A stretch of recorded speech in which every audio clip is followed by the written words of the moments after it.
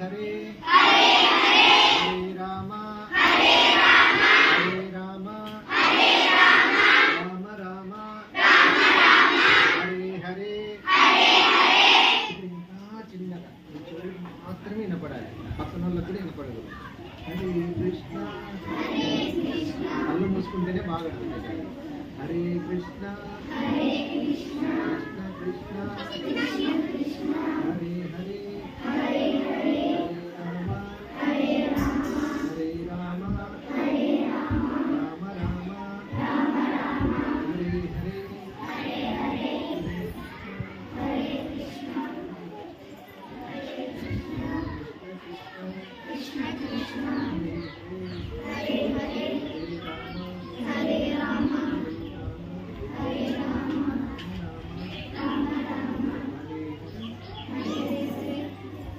చేతులు కింద పెట్టి అలానే కళ్ళు మూసుకొని ఉండండి.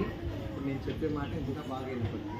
చూడండి, కళ్ళు మూసుకొని కాన్సన్ట్రేషన్తో ఉండడం వల్ల నేను ఎంత చిన్నగా చెప్పినా కూడా మీ మైండ్కి చేరిందా లేదా. సో ఏకాగ్రత అంటే ఇదే ఏకాగ్రత అంటారు. సో ఇటువంటి ఏకాగ్రతని వినాయకుడి నుంచి ఇలా ఏకాగ్రతతో ఉన్నవారిని వినయ విధేయతలు కలిగిన వాళ్ళు అంటారు.